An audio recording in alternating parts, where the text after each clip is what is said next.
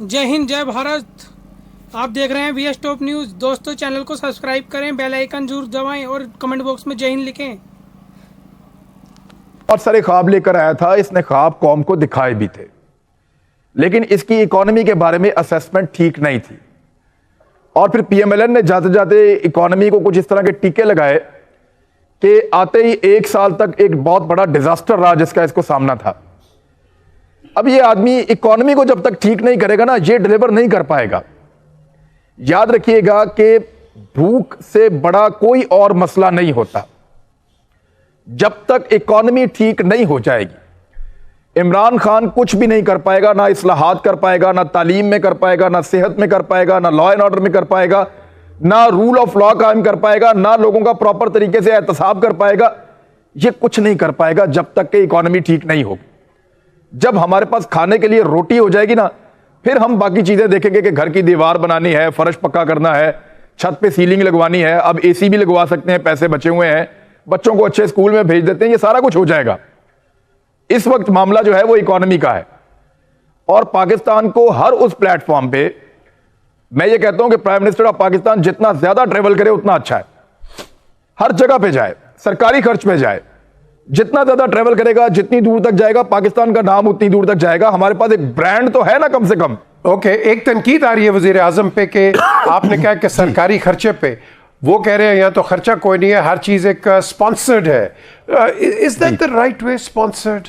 देखिए, मैंने जानबूझकर कहा कि इतना खर्चा नहीं हो जाता सरकारी। सर, इतने भी गए गुजरे हम नहीं है कि हम एक आदमी को ट्रेवल करवा सकें और उसको पूरे प्रोटोकॉल के साथ ट्रेवल ना करवा सकें। इतने गए गुजरे नहीं है हम, इतनी बुरी हालात नहीं है हमारे। अफगानी भी जाते हैं या उनसे कोई गरीब मुल्क वाले भी जाते हैं तो वो भी अपने तगड़े तरीके से जाते हैं। तो हम अपने प्राइम मिनिस्टर का बोझ उठा सकते हैं। हमें इतना दलील ना करें कि आप लोगों से और प्राइवेट इन्वेस्टर से पैसे लेके और उनकी दावतों के ऊपर आप ट्रेवल कर रहे हैं और स्पॉन्सर्ड विजिट आप कर रहे हैं।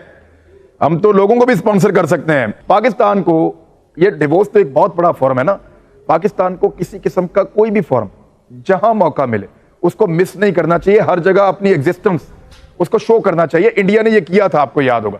बांग्लादेश ये करता है, वो दुनिया में हर कोने में हर जगह पे जाता है, चाहे फायदा कम हो ज्यादा हो। वो ये देखते हैं कि हो सकता है 10 साल बाद फायदा हो जाए, 2 साल बाद हो जाए, 25 साल बाद हो जाए, लेकिन अपनी प्रेजेंस वो जरूर शो करें। देखिए, भारत के साथ इस वक्त जो गुफ्तगू करना है ना, वो मुझे नहीं नज़र आ रहा कि भारत इसके लिए तैयार है। और पाकिस्तान को भी ये चीज़ बार बार बावर नहीं करवानी चाहिए डिप्लोमेटिकली, और वो भी पब्लिकली। आपने अगर डिप्लोमेटिक लेवल्स के ऊपर ये किसी भी मुल्क के साथ, अमेरिका के साथ, दूसरे किसी और मुल्क के साथ आपने ये गुफ्तगू करनी है तो ये खामोशी के साथ ये सारी गुफ्तगू होनी चाहिए। हम लोग जब, आपने कभी भारत में कहीं ये सुना है या किसी भारतीय लीडर को ये कहते सुना है कि हमें पाकिस्तान के साथ बात नहीं करनी या हम करा दो या नहीं करना चाहते? हम वो जिक्र ही नहीं कर रहे। उसके लिए ये हमें कहना बार बार कि जी हम इनके साथ गुफ्तगू करें, हमें इनसे बात कराने, या आप सालसी कर लें, मीडिएशन कर लें। मतलब प्रेसिडेंट ट्रंप जो हर दफ़ा कहते हैं कि जी हम मीडिएशन करवा रहे हैं, करने को तैयार हैं, हम देख रहे हैं, सूरत हाल का जायज़ा ले रहे हैं। सूरत हाल का जायज़ा लेना कश्मीर के ऊपर, ये 7th फ्लीट है, ये अभी तक वैसे ही वैसे चला जा रहा है कि कुछ है नहीं। सो ऑन ग्राउंड कुछ भी नहीं वो लोग कर रहे। भारत को इस वक्त पाकिस्तान से बात करने की जरूरत नहीं है और वो करना भी नहीं चाहेगा। उसके लिए सबसे अच्छी बात यह है कि पाकिस्तान किसी फोरम पे या किसी जगह पे बात करे ही ना। पाकिस्तान का मसला है कि भारत ने कश्मीर के ऊपर जो वार किया है वो भारत ने किया है। मकबूजा इलाका जो है वो भारत के पास है, पाकिस्तान के पास नहीं है। भारत ने पाकिस्तान के अंदर से कोई इलाका क्लेम नहीं कर रखा कि ये हमें वापस दे दो, ये हमें फौरी तौर पर चाहिए, हमारा सांस बंद हो रहा है। पाकिस्तान को प्रॉब्लम यह है कि हमारे लिए एक बहुत बेचैनी का अमल है कि कश्मीर भारत के कंट्रोल में है और भारत ने उस पर अपना तसल्लुत कायम किया हुआ है, एक कब्जा किया हुआ है। लिहाजा हमें इसके ऊपर बात बार बार करते रहना पड़ेगी। हमें दुनिया में जहां भी जाएंगे कश्मीरियों की बात करनी पड़ेगी और भारत को बेनकाब करना पड़ेगा। बार बार कहना पड़ेगा कि आप भारत पे दबाव डालें, आप अपना किरदार अदा करें। जंग हो जाएगी तो सारे भुगतेंगे, कोई भी नहीं बचेगा। और हम आपको फिर बता रहे हैं कि हम भी एटॉमिक पावर हैं और भारत भी है, इस बात को आप समझिए। पाकिस्तान ये बात जितनी ज्यादा हैमर करेगा, जितनी ज्यादा ये बात करेगा, मेरे ख्याल में ये बेहतर है। हाँ, हम मिन्नत नहीं करेंगे भारत के साथ कि हम भारत से बैठ के बात समझ ना पाए। मैंने जो कहा था वो ये था कि हमें भारत के लिए गुफ्तगू करने के लिए बात नहीं करनी चाहिए। कश्मीर का तो हर फोरम के ऊपर जिक्र होना चाहिए। 7,000 से ऊपर यूएन एजेंसीज हैं, 7,000 फोरम हैं यूएन बॉडीज के, हमें हर फोरम पे जाके बात करनी चाहिए। बिल्कुल। भारत से गुफ्तगू करने की बात अगर करनी है तो बराबरी की बुनियाद पे करनी होगी आपको।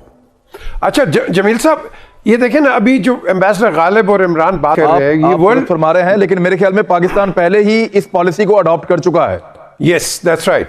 लेकिन जमील साहब, ये जो इमरान और ये जो हमारे एम्बेसडर हैं, ये दोनों एक बात कर रहे हैं, लेकिन वर्ल्ड इकोनॉमिक फोरम का आप देखें, वर्ल्ड वाइल्ड लाइफ पे भी आते हैं, एनवायरनमेंट पे भी बात आती है, स्टेट को तकड़ा करने की भी आती है।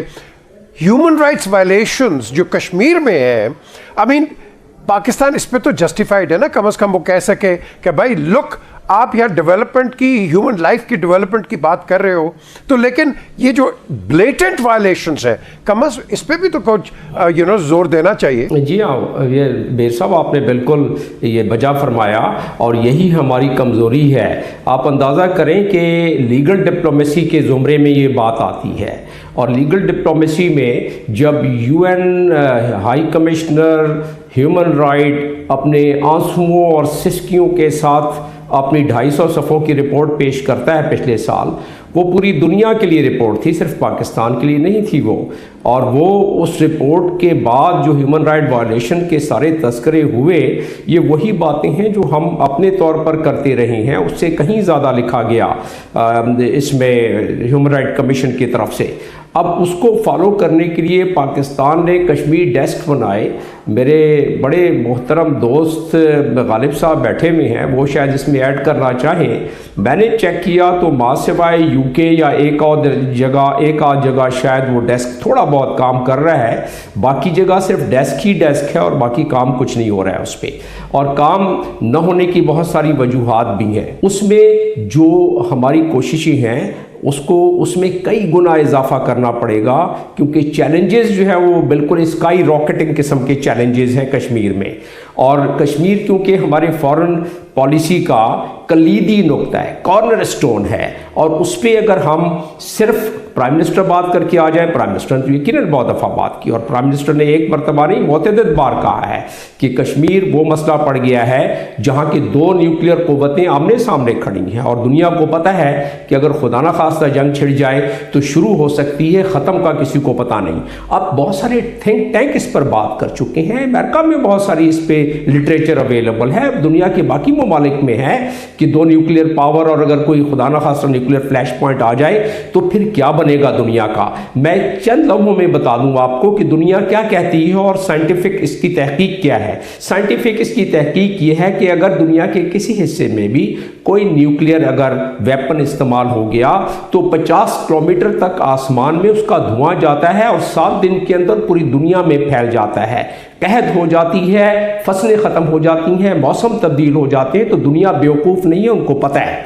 लेकिन बात सिर्फ इतनी सी है कि जिस तरह इमरान खान ने मुतअद्दिद बार इसका जिक्र किया है, सिर्फ इमरान खान ही अगर इसका जिक्र करता रहेगा और हमारे बाकी ममालिक में जो हमारे ओवरसीज़ पाकिस्तानी हैं, हमारे सफारत खाने हैं और हमारी जो एलाइज हैं, अगर वो कोई सेमिनार इस पर न कर सकें, कोई सिम्पोजियम न कर सकें, कोई पब्लिक डिप्लोमेसी में वहाँ के लोगों को, मुताल्लिका ममालिक को, लोगों को मिलाकर ये बावर ना करा सकें कि वहाँ ह्यूमन राइट की क्या वायलेशन हो रही है और उसकी वजह से क्या असरात मुरतब हो सकते हैं, किस किस्म की इंटरनेशनल कानून की खिलाफ वर्जियाँ हो रही हैं, जब तक ये सारी चीज़ें ना हो तो बॉटम्स अप प्रेशर डेवलप नहीं हो सकता उन मुताल्लिका ममालिक में। जो कलीदी ममालिक हैं, ख़ासतौर पर P5 ममालिक, उनकी मीडिया तो बहुत बात कर रही है कश्मीर के बारे में, उनकी हुकूमतों के सर पर जूं नहीं रेंग रही है। वो इसलिए जूं नहीं रेंग रही है कि इंडिया से बहुत सारे मफादात बहुत सारे ममालिक के मुंसलिक हैं और इंडिया ने अपना एक जो नेटवर्क और जाल बिछाया हुआ है वो काफ़ी चीज़ों को न्यूट्रलाइज कर रहा है। तो हमें उसका काउंटर मेजर लेने के लिए ये बहुत ज़रूरी हो जाता है कि हम इस स्ट्रेटजी को अपने आगे लेके चलें। और जिस तरह के आज यानी कल शाह महमूद कुरैशी ने कश्मीर डे के हवाले से एक पूरा प्रोग्राम दिया है कि 25 को क्या करेंगे, 26 को क्या